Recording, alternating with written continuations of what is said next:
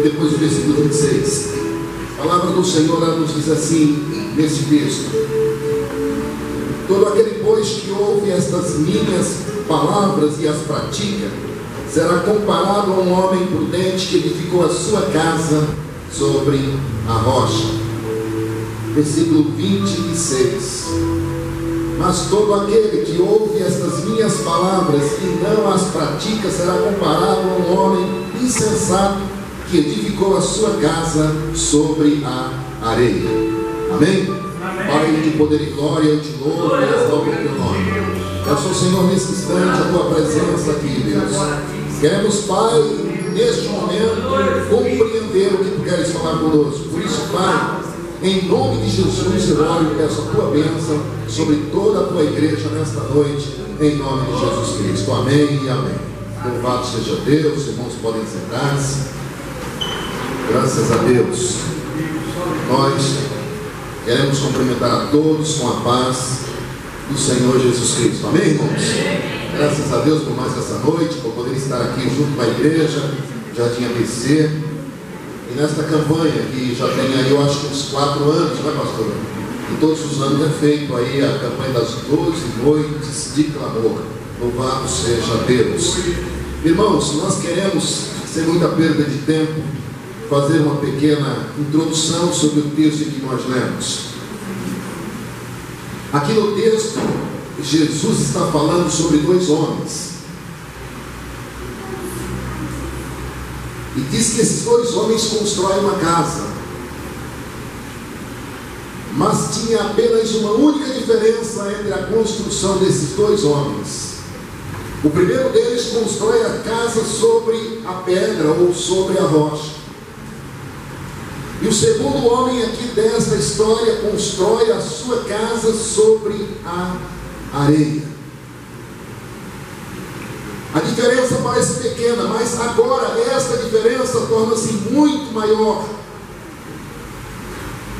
quando vem a grande tempestade sobre as 2 casas. A que foi construída, a que foi erguida sobre a pedra, ela permanece intacta durante a tempestade. Mas aquela que é construída sobre a areia, ela desmorona. Assim diz lá o texto. Se você pegar Mateus 24, é exatamente isso que acontece.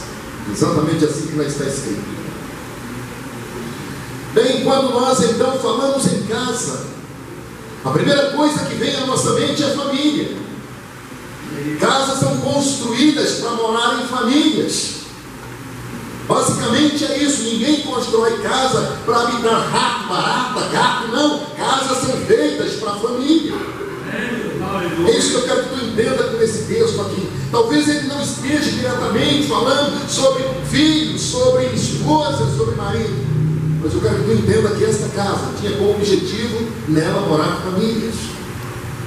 Então, queridos, para isso eu lhe chamo ao teu entendimento, à tua compreensão sobre alguns aspectos, ou 4 aspectos que eu quero tratar nesta palavra desta noite.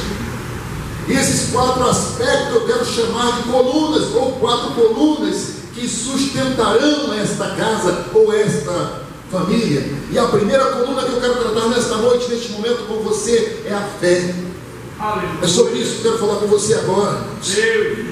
Jesus começa a descrição desses 2 homens como aquele que ouve. Aleluia. Aleluia. Aquele que ouve. Isso nos lembra da fé, porque a palavra do Senhor lá no livro de Romanos capítulo 10 diz que a fé vem pelo ouvir, e o ouvir a palavra de Deus. Aleluia. Glória a Deus. Sem fé, meu irmão, a família está enfraquecida. Porque a fé é o que? O firme fundamento, conforme diz o Escritor aos Hebreus. A fé é o firme fundamento, assim declara o Escritor aos Hebreus. E muitas coisas, irmãos, dentro de uma casa, dentro de uma família, ela se desfaz, se desmorona, porque não é cultivada a fé dentro daquela casa. Não não se fala, não se tem mais fé dentro de muitas casas.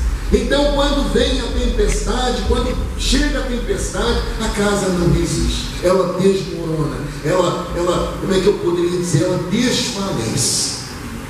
Ela não morreu, ela não faleceu, mas ela está desfalecendo, desmaiada, sem ânimo para continuar quando chega a tempestade. Na maioria das vezes, os moradores desta casa não acreditam que podem superar. E com isso a casa, então, ela acaba sendo desmoronada. A segunda coluna desta casa eu chamo de sabedoria. Sabedoria, sem dúvida nenhuma, é uma coluna de sustentação da família, de cada casa. Os dois personagens da palavra, do texto lido lá de Mateus capítulo 7, são chamados de o homem prudente e o homem insensato. A sabedoria aqui, irmãos, foi a diferença entre esses dois homens. A família também precisa da sabedoria de Deus em todas as suas ações, em todas as suas atitudes. Um dos motivos da falta de sabedoria, irmãos, sem dúvida nenhuma, é a ausência do temor a Deus. Quando falta temor, falta sabedoria, porque a palavra do Senhor diz lá em Salmo 111, versículo 10, que o temor do Senhor é o princípio da sabedoria. Se não temos temor, então não temos sabedoria. Isso nós temos que ter muito claro no nosso coração. Quando as pessoas não têm o temor a Deus, ou seja, elas também não estão respeitando a Deus. Se não temem, falta respeito, falta sabedoria. A palavra nos fala, aos provérbios, né, que a mulher sábia é aquela que edifica a casa, mas diz que a que não tem sabedoria age como uma insensata, como uma louca. Ou seja, a sabedoria, sem dúvida nenhuma, é um dos sustentáculos de uma família, de uma casa, irmãos. Eu sei que você também sabe disso, nós sabemos disso. Mas existe um outro sustentáculo aí, uma outra coluna, irmãos, que esta é interessante que nós entendamos. E é a terceira coluna que sustenta esta casa, é a obediência. Obediência, irmãos. Jesus disse que um homem praticava a sua palavra, o outro não a praticou. Está entendendo? Aquele que praticou a palavra foi o que construiu a casa na pedra. Foi sábio, ele obedeceu, ele construiu a sua casa em lugar seguro. Esse é um outro aspecto que traz muita diferença entre esses dois homens. Um é obediente e o outro é desobediente. Como é que vai a casa deste homem desobediente? Será que lá nesta família tem a bênção de Deus? Será que na casa deste homem que não obedece a Deus, lá existe paz, lá existe segurança, lá existe alegria, lá existe comunhão? Será que nesta casa existe?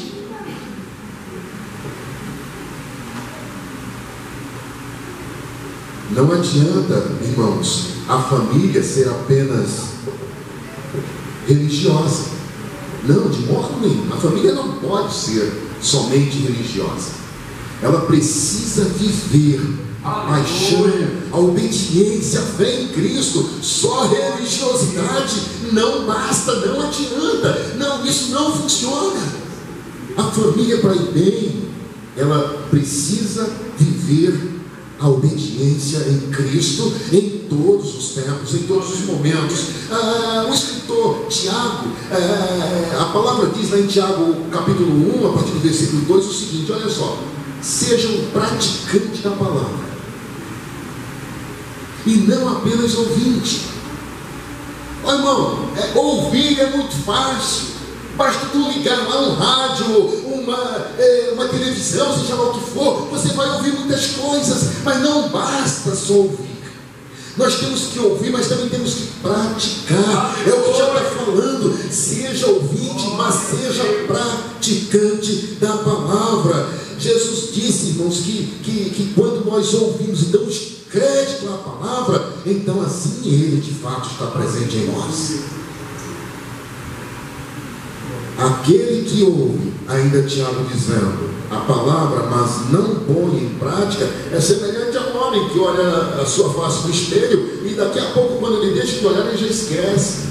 É assim que acontece. Aquele que apenas ouve a palavra e não as pratica é semelhante ao homem que vai lá no espelho e se olha.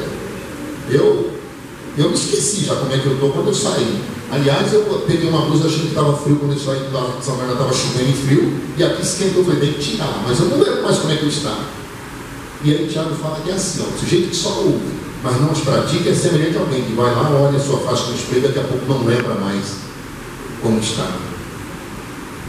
Irmãos, quando nós obedecemos a Deus, nós conseguimos vencer através da obediência. Essa é a verdade. Mesmo que os sentimentos sejam abalados, mesmo que os problemas venham, nós pela obediência alcançamos a vitória em Cristo. Nós alcançamos a nossa vitória no Senhor, e isso só é possível quando nós de fato entregamos por completo em amor. Aliás, este é um mandamento do Senhor Jesus: amar ao próximo. Nós temos que fazer isso. E uma coisa que nós precisamos ter assim, com muita clareza dentro de nós, irmãos: o nosso mais próximo é aquele que está lá dentro de casa. Muitas vezes nós olhamos para o próximo lá distante, mas não, o nosso mais próximo é aquele que está lá dentro da nossa casa. O quarto e último sustentáculo de uma casa, de uma família, com base no texto que nós lemos aqui, é a perseverança, irmãos. A perseverança, de fato, é uma coluna muito forte dentro de uma família. A família não pode ser algo volúvel, ela tem que ser perseverante. Sabe por que eu falo isso, irmãos? Porque a família que busca a Deus, que crê no Senhor, tem que entender uma coisa: o nosso Deus não é Deus de momento, Ele é um Deus constante. Eu tenho que perseverar. Está difícil agora, mas amanhã Ele me abençoa, amanhã Ele muda a minha trajetória, amanhã as coisas vão estar diferentes. Mas existem algumas famílias que não têm esta fé, não têm a sabedoria, não têm a obediência, não conseguem ser perseverantes, não conseguem perseverar de modo nenhum. As duas casas do texto passaram pelas mesmas tempestades, passaram pelos mesmos problemas: chuva, ventos, enxurradas. As duas casas passaram, as duas casas. Toda a família, irmão, sem exceção, todas as famílias, se não passou, passará por temporais. Pode ter certeza disso. Passará por lutas. Mas quando preste atenção aqui, irmãos, quando esta família, ela está alicerçada sobre Cristo, que é a igreja, ainda que venham os temporais, ainda que venham as lutas, ela não cai. A tua casa não pode cair, a tua família não pode cair, ela tem que estar alicerçada no Senhor. A base, a sustentação desta família é Cristo. Ainda que venha todo tipo de tormenta, ela tornará mais forte ainda, depois que passar pela tribulação, depois que passar pelas tempestades. O apóstolo Paulo, escrevendo aos Romanos, no capítulo 5, ele diz o seguinte: não só isso, mas também nos gloriamos nas tribulações, porque sabemos que a tribulação produz perseverança. A perseverança é um caráter aprovado, e o caráter aprovado produz esperança, E a esperança não nos decepciona, porque Deus derramou o seu amor em nossos corações por meio do Espírito Santo. Aleluia!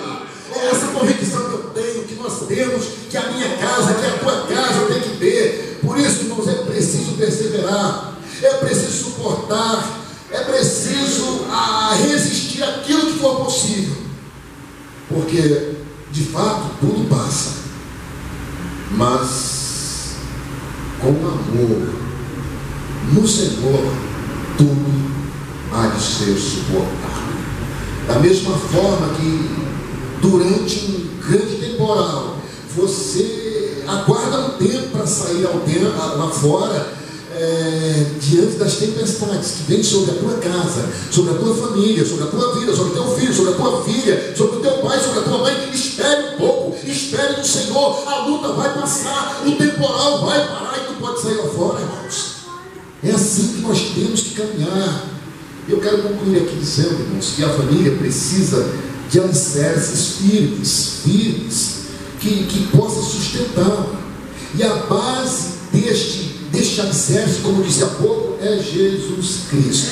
Se você está segurando sua família aí firme diante das dificuldades, diante dos problemas, diante das situações contrárias que surgem lá na tua rua, lá no teu bairro, não importa onde, permaneça segurando firme, porque Cristo é a resposta da tua família. Ele é a resposta da nossa casa, da nossa família. Afinal de contas, não foi por acaso que o apóstolo Paulo disse o seguinte: tudo posso naquele que me fortalece. Você pode, eu posso, nós podemos, irmãos. Jesus te ajuda, preste atenção nisso. Está difícil, pastor, os problemas são muitos, mas Jesus te ajuda a levar todos os fardos.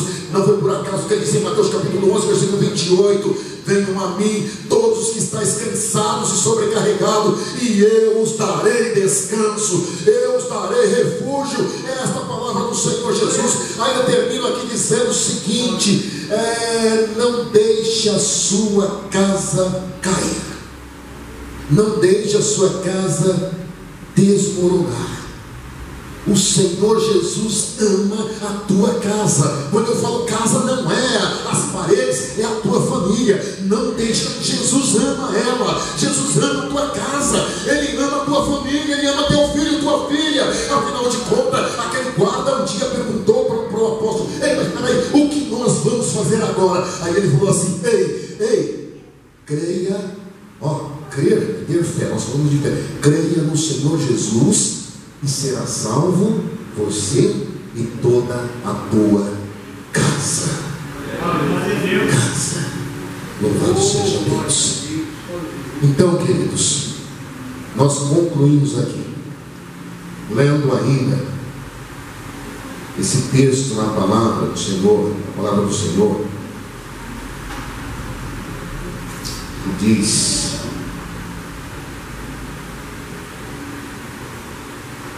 Josué, a quem vocês vão servir? Olha, vocês vão servir quem? Aos deuses dos amorreus? Aos deuses dos seus pais? A quem vocês querem escolher? Talvez alguém tenha dito: eu escolho aquele, eu escolho esse, eu vou escolher aquele, Josué, para mim aquele é mais fácil, para mim é assim. Aí Josué falou o seguinte: escolham quem vocês quiserem, porém eu e a minha casa serviremos ao Senhor. Fica em nome de Jesus.